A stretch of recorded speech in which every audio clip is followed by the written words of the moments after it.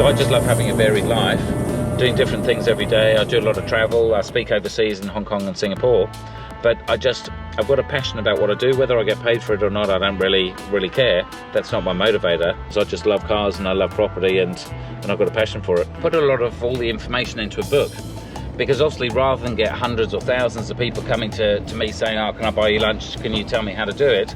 So we put it all into a book. Hi everybody, it's Peter Zellum's Griniflix Adventure 8. Welcome to another video. Today I'm doing another interview. Actually, I'm doing an interview with Chris Gray.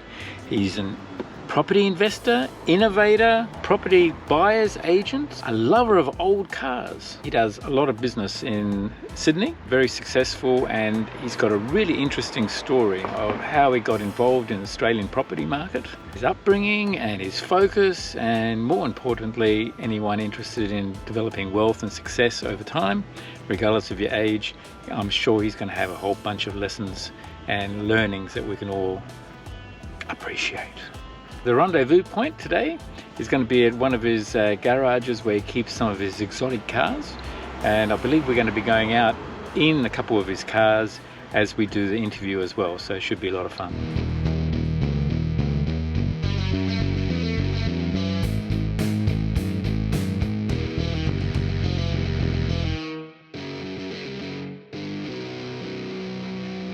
This is a 1953 Rolls-Royce Silver Wraith limousine. So over 75 years old. So this I managed to find through on car sales, but also through the Rolls-Royce Club. So my company sponsors all my cars, and so hence they've got logos all over them. So this is the official Your Empire coat of arms. And how did you come to this, the coat design? I've got a guy that's into hot rods, yeah. And he's the creative type. I'm the numbers man.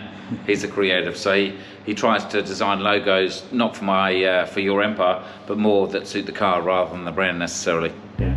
Oh, just a quick note while you're watching this video. I'm not sure whether you knew, but I'm associated with a number of companies, and those companies can provide discounts to my viewers and subscribers. So all you need to do is go to adventure8.com.au. Just click on the website. Yes, just go shop discounts, and you find all the different companies that I'm associated with. So for example, SwiftX, so you can set up a crypto exchange and get $10 worth of free Bitcoin. iTECHWORLD for camping, lithium batteries, backup systems for your home.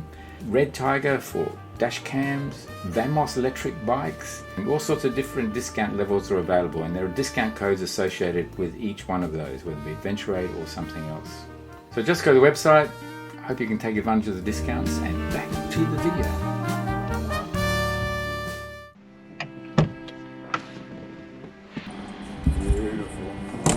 So as you can see, it's all been all the upholstery has been redone.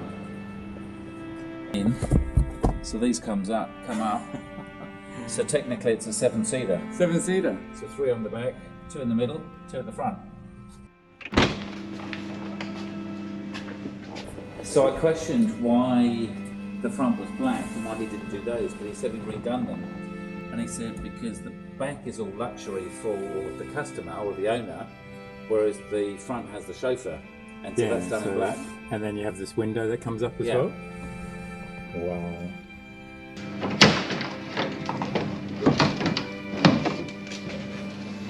Oh yeah. Life has changed with engines, hasn't it? I'll show you the other two I've got in here, and then we've got a fire engine and stretch limousine outside as well. Wow. Porsche up the road, which we can always see, and the hot rod's just gone down to get a spanner check at the garage. Yeah, okay, let's go check them all. Okay, sounds cool. Okay, Chris, what do you got here? So here we've got a 1953 Buick that's basically had a 3-inch roof job and respray, and literally taken back to bare metal inside, lots of rust taken out, so it suddenly became quite a major job.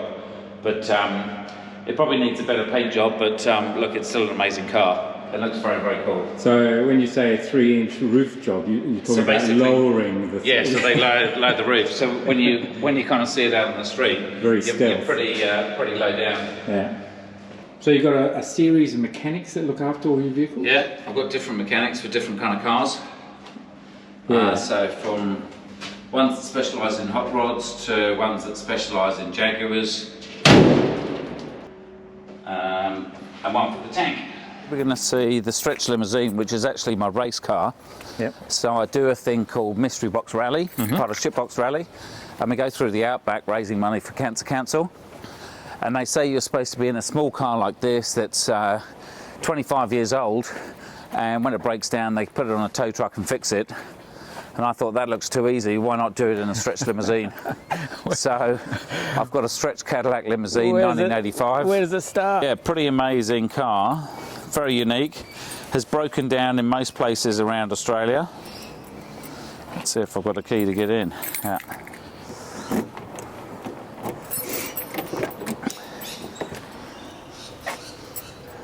So a little bit different from the Rolls-Royce? Exactly, not quite as luxurious. And there's not many limousines with race seats in and roll cages. So as you can see, reasonably luxurious in the back. Oh, it's fantastic.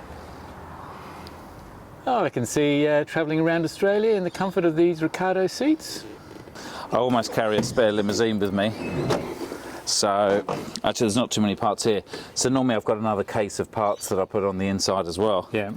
But yeah, lots of spare fuel, tyres, everything else that you're going to need. Is weight something that you consider, or you just sort of load up with whatever space you have? So when I snapped the axle, I had 12 of these cans in, so 250 kilos of fuel in the back, and I didn't realise geometry and the rest of it is all that weight at the back was just hammering things. So that's why we snapped the axle. So now we're a bit lighter, and we put all the weight in the middle. So this was a new engine about 12 months ago, and then it caught fire down in Double Bay. So there's still a few burn marks on it, but effectively a brand new crate engine, a small block Chev in there. So a lot more reliable than the old Cadillac engine. Yeah, this is the most overcapitalised car in Australia, I think. It's cost more than a lot of Ferraris and Lamborghinis, but I love it.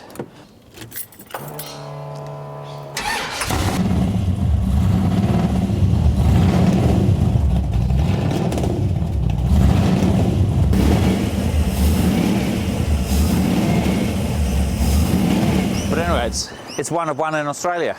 Yeah, well, I suspect all your cars end up being one of one, aren't they? But it's amazing. So with all of my cars, I put them up for sale. As soon as I buy them, I put them up for sale on car sales, because I know they're going to take maybe a few years to go and sell, maybe, if at all.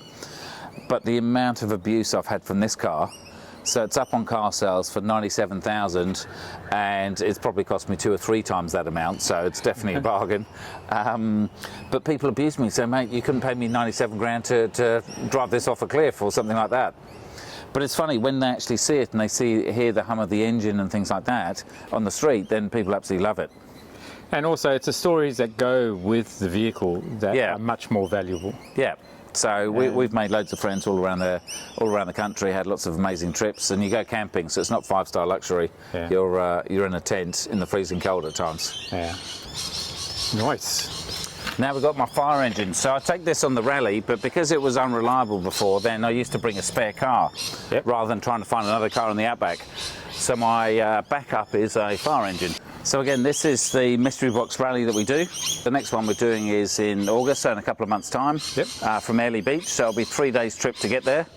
Then we do 2,500 Ks in a round trip, and we don't know where we're going.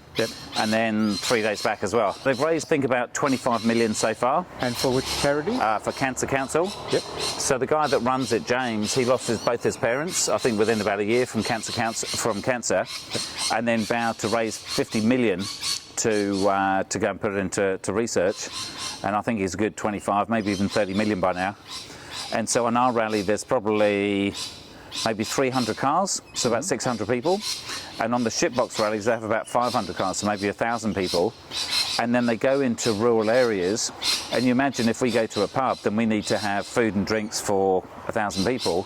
So it puts hundreds of thousands of dollars into local communities, which were having droughts and things like that before. So not only does it help Cancer Council, but it helps a lot of regional towns as well. It's brilliant fun. Obviously, young kids love it. It's a fun thing to drive as well. You're nice and high, nice and comfortable.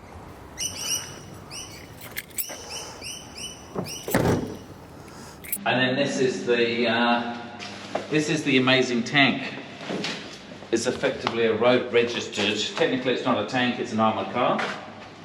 So again, this is another. I don't know what it is about 1953. I've got lots of 1953 cars. So technically, this is called a 1953 Daimler Ferret Scout Car. So I believe in the wars, then it used to go out and find all the baddies, and then it could suddenly get out quickly because it does supposedly 90 k's an hour in forward or reverse. Oh my goodness. So it's got the same 5 gears for both forward and reverse. Completely bulletproof, solid steel there. And so the driver fits in there. And then you have a gunner obviously up at the top. You can be my gunner today. But as you can see, the hatch up there opens to get in, yeah. But I can't get in and out of the garage with it, so I've got to climb through this hole, which keeps me thin. Yeah. And then I've got to remember that if I ever have someone up at the top, I've got to make sure that they shut the hatch before we come in the garage. Yes, you'll ruin the building. Yeah. But in here it's a Rolls-Royce engine. Yeah, so you wouldn't expect a Rolls-Royce engine in a tank. So a huge motor, obviously, to carry the weight of this vehicle. Yeah, so again, I don't know what it is. I think it's maybe a straight 6 or straight 8 or something. That's 8mm steel. Wow. And that's just protecting the radiator. That's already a 4mm steel there. Yeah. God, imagine the weight on this. And you hear it. Don't get your fingers exactly. caught up. So in there you can see all the radio gear. There's massive aerials that are maybe 20 foot tall that go in there. And obviously my instructions there of how to drive it. Just in case you forget. Yeah. Oh my God. So it takes a few minutes to start up. You've got to get, you've got to put the clutch in and out quite a few times to get the bands to kind of contract.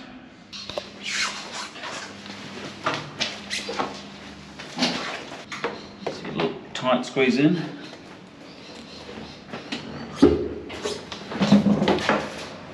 And then this is what you call a pre-select gearbox, and so you actually put it in gear and then you only actually press the clutch afterwards.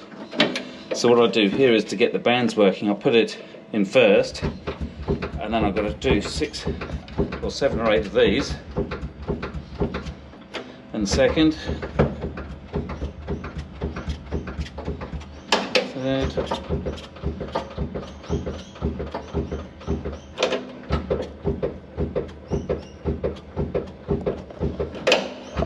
fifth.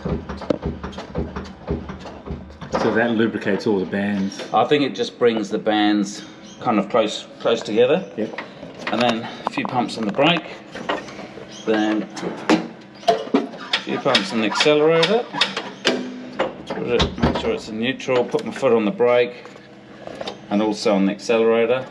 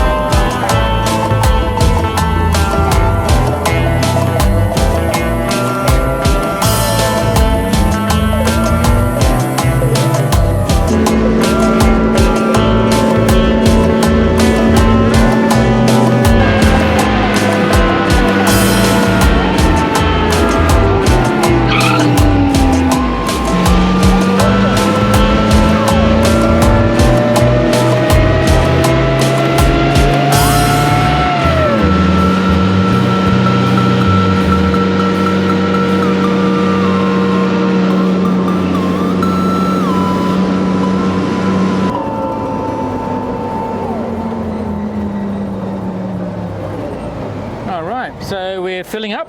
Yep. So I said to my wife, I've definitely got to be buying these cars when I'm young, because when I'm older, this isn't going to happen. So does it take unleaded or fully leaded? Unleaded. But as you can see, I've got to label all of my cars because I've got so many different cars, you can never remember what's what, so you don't want to be putting the wrong thing in.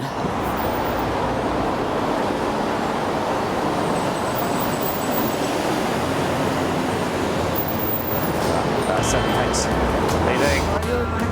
Yeah, no, just doing a bit of filming. Lock. Sorry? Lock. Log? Lock. Alright. Oh, for a vlog, yeah. So we'll head up to King's Cross. We'll see if anyone notices up there. I'm sure we'll blend in. Then we'll see how we go.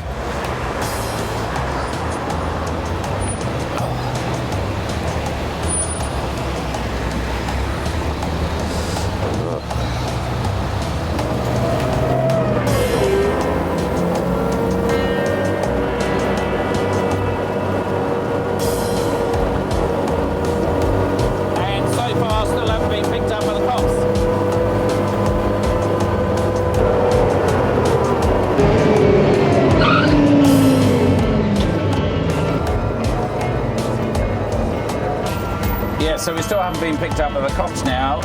They've still seen quite a few riot squads and general cop cars and I guess the motorbike guys, but yeah, they all seem pretty happy at the moment. There you go. I guess there's no quick getaway for a tank, maybe. No.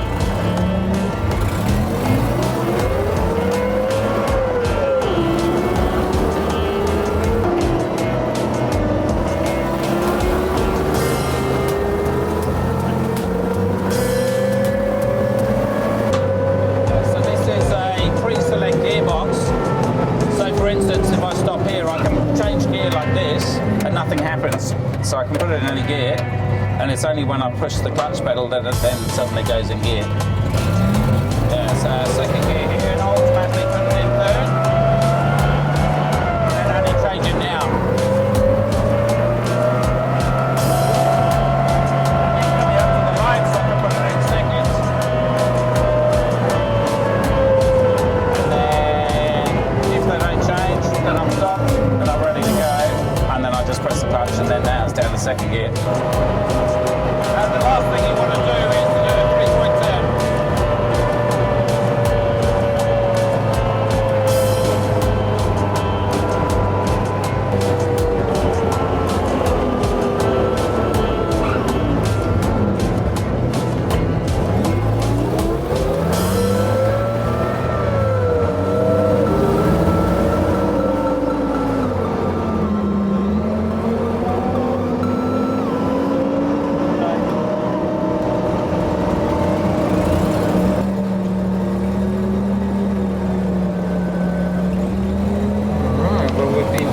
Around the eastern suburbs in a tank.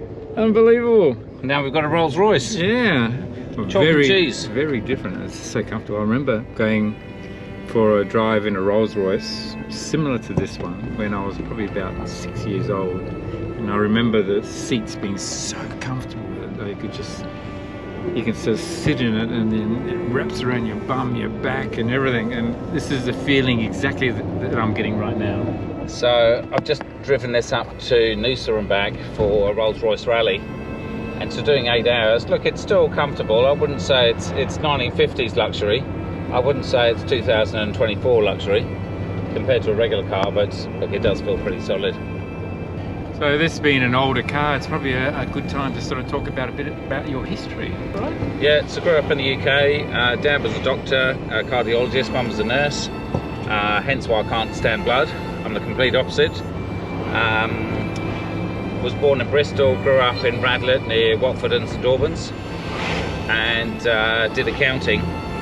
But basically I came to Australia when I had a gap year from school, but I had no money. So when I worked here, I had to work kind of 6 days a week, 5 days, actually 7 days a week, 5 days working as an accountant in North Sydney, and then 2 days filling petrol in a gas station.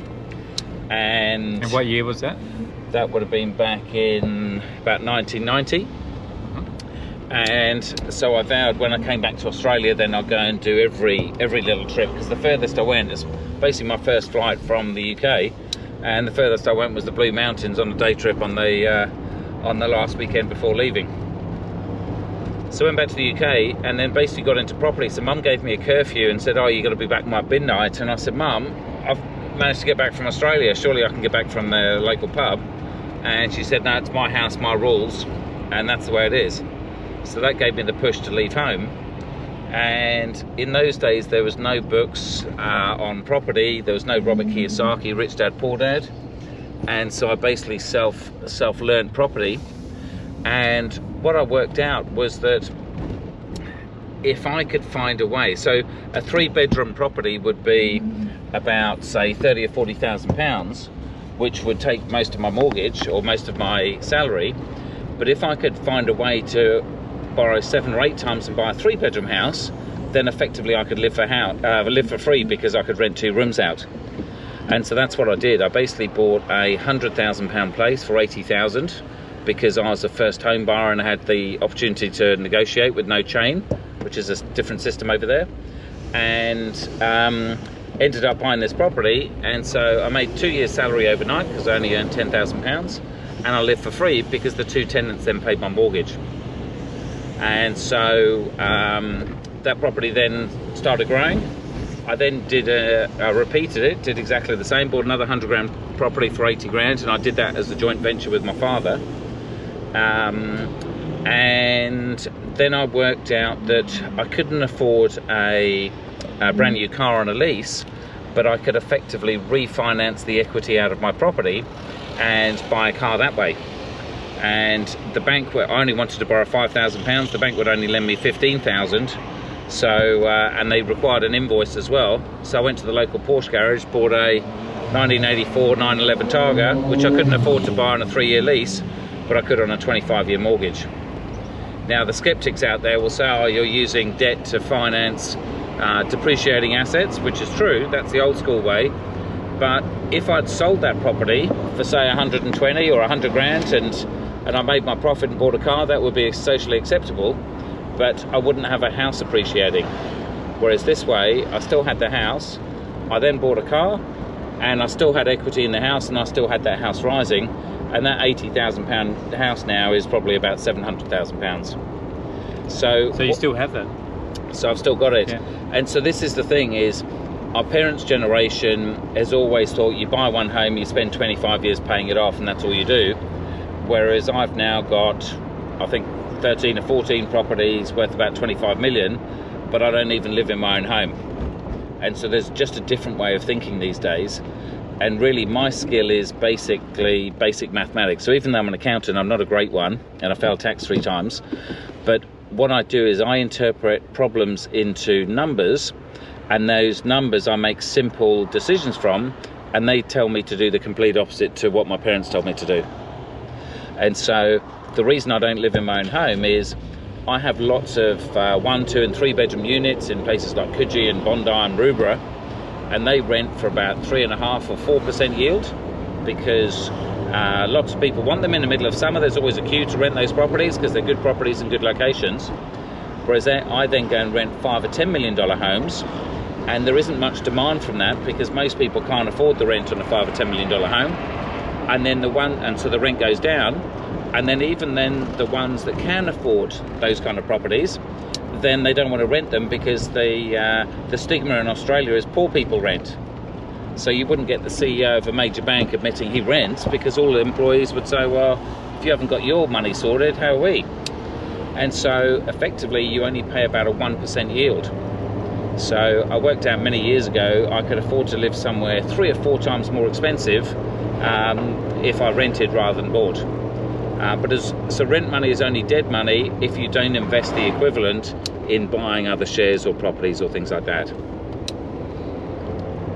So that obviously then leads to your investment strategy as well. So it's been property. Yep. So basically I invested super hard from 22 to about maybe 35 or so, maybe 40.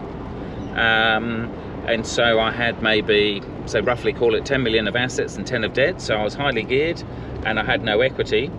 But then I stopped. And then over the next decade or so, those $10 million worth of properties then doubled to 20 million. But my debt was still around 10 or 11 million. So effectively you go from 100% gearing to about 50%. And now they've grown to, say, around 25. And look, there's another beautiful Rolls Royce there. So we're just in Point Piper. Oh, you park your Rolls Royce out on the street, it's nice and safe. Is that a prerequisite in order to live in Point Piper? As you can see, most of the cars aren't Rolls Royces. They've even had their number plates taken off because they're probably stolen. Oh, they're too embarrassed. and there's a guy here in a Unimog, which is a pretty hardcore thing. But again, most of it's tradies working on these expensive properties. And then I actually thought that was a hearse then. I thought some people had passed away. Yeah, so your focus is property. Yeah, and so again, what I learned from an early age was there's a limit to how much money you can earn from being a wage earner. And even if you earn $1 million as a wage, which not many people do, you pay $500,000 in tax, and you pay for private school fees, and you pay to pay off your house. And $1 million actually income isn't that rich these days, which is ludicrous. Whereas there's ultimately no limit to how much money you can make from property. So my thought is say for $1 million property, if you borrow most of the money, it might cost you $10, $20 or even $30,000, the difference between the rent and the mortgage. So it costs you a lot of money. So you need to be on a high income, I guess, to buy a Bondi property. But ideally in a good market, it'll rise by $75,000 or $100,000 a year. So I'm really making a bet that as long as my property rises by say 1, 2 or 3% a year, and as long as I can cash flow that and hold on, then ultimately what I'm after is $1 million doubling to 2, and then 2 million doubling to 4. And obviously a lot of people say, oh, there's no way property can be that expensive and people can afford paying it, but in the good suburbs they can. So my first property I bought in Coogee, north facing, views of the ocean, for $360,000. And everyone said, oh, that's a ridiculous amount of money, it's going to crash after the Olympics. And now that property is worth probably about $2 million. So generally in good areas where there's no more supply, then property does generally continue to rise. So not like Point Piper that we've just driven through with kind of $50, $100 million homes. We're talking about $1 or $2 million in Coogees, Bondis, Tamaramas, Balmains. So we don't go in the CBD because there's no limit of supply, but you go kind of 5, 10, 15 Ks out, and then that's where there's no more supply of property because there's 3-story height limits, lots of rich people that want to live there, and so effectively that's the thing that pushes house prices. So very simple strategy, and we say it's too simple for most clever people. So all of these clever people in the city that work for accounting firms or lawyers or barristers or doctors, quite often they think, oh, I need to find the latest greatest thing, or I've got to find the arbitrage, find what's something really clever to do. But a lot of the time you just need to buy and hold. What advice do you have for young people in today's climate? So for young people, look, it's tough, but it's always been tough. When I was investing 30 years ago, there was no books, magazines, no education, no knowledge, there's no government assistance. You had to work it out for yourself. Nowadays, we have government assistance, we have first homeowner grants, we have free stamp duty at times, there's lots of books, there's TV programs, there's mortgage brokers, there's financial planners, accountants, all that can help you. So the knowledge you've definitely got these days, that's no excuse. But obviously you've still got to earn some money and you need to get in the market. But these days you don't need a 20% deposit. Quite often you can get away with 5%. You might even get free stamp duty, so you just need a 5% deposit. Quite often parents can be the answer, but the old thing is hard work. I've had 3, 4, 5 jobs at a time, work 5, 6, 7 days a week to fund my properties. And the thing to realise is you can't afford to move in the best suburbs straight away. So if you're 20, you've just left school, you can't afford to be in Beach Road in Bondi. There's no way you can expect to be in the best street or the best few streets in the best suburbs. So start small, buy something for 200 grand or 3 or 4 or 500. Just buy something, and time accumulates, the property grows in value. Ideally, you then pull the equity out and you keep repeating. So, sure, it's tough, but there's plenty of people there that have had no parental assistance. They've done it tough, they're not educated, but they're the ones that have got a massive hunger, that want to change the way that they grew up with their parents, and they want to have more choices in life. And so quite often they're the more successful ones, rather than the rich kids that are, I guess, fat and lazy in a way. Yeah, that was going to be my question, is because, you know, obviously getting started in property or any sort of investment, you have to have a strong desire and a goal in your mind. Why are you doing this?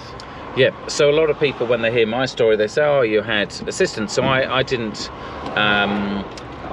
so when I was younger, my dad did a parental guarantee. So I wasn't after a handout. It was basically more that he would guarantee the mortgage for the first few years for the bank to lend me so much money.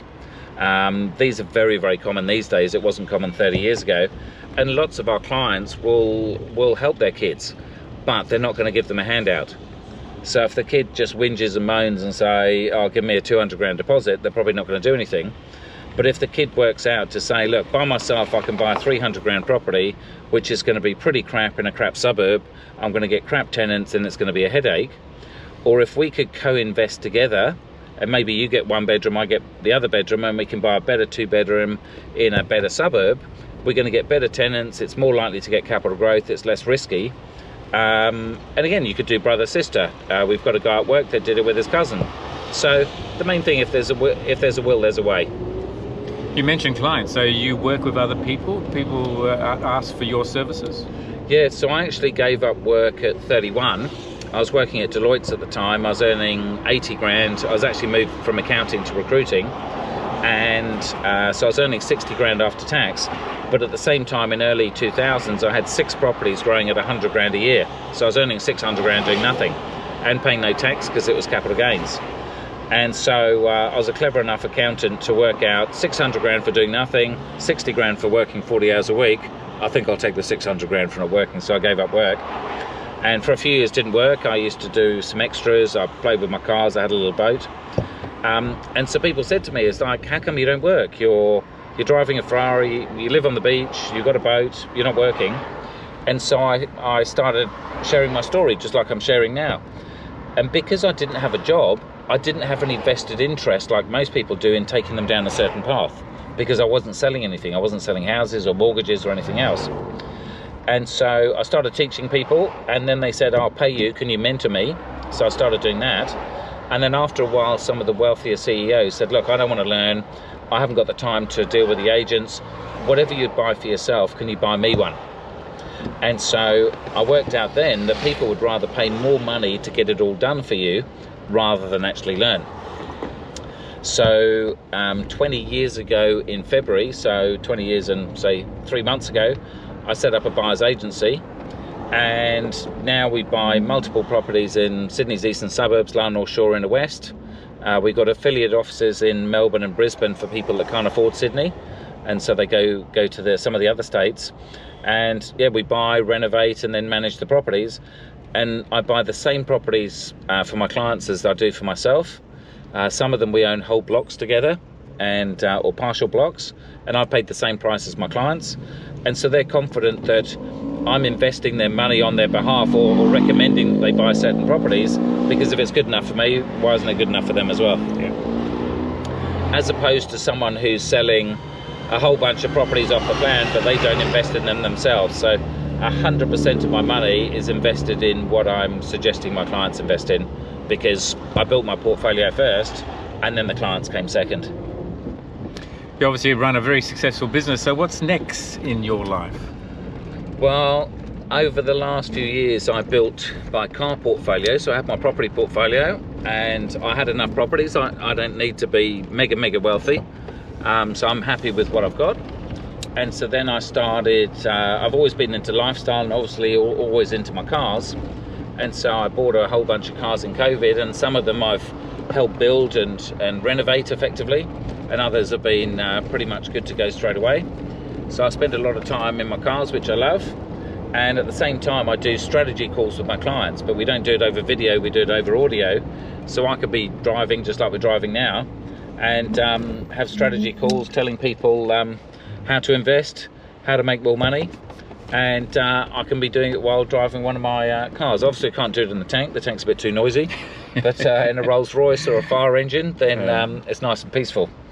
So I just love having a varied life, doing different things every day. I do a lot of travel, I speak overseas in Hong Kong and Singapore, but I've got a passion about what I do. Whether I get paid for it or not, I don't really care. That's not my motivator. But as you can see from facial expressions, I just love cars and I love property, and I've got a passion for it. Put a lot of all the information into a book, because obviously rather than get hundreds or thousands of people coming to me saying, oh, can I buy you lunch, can you tell me how to do it, so we put it all into a book which people can get for free at yourempire.com.au, or just Google Chris Gray, and all the information's all there, so they can work out how to do it themselves, or if they want some help, then we'll do it for them. Fantastic. And it teaches them how to buy the cars as well. There'll be some links in the video and also in the description. I'm looking forward to doing more interviews for Chris. He's got a lot to share, lots of knowledge there, both for seasoned investors as well as for young people. It doesn't matter where you are in your life, you've got to get a handle on your strategy, on your finances, and match up a vehicle to the goals and the aspirations that you have.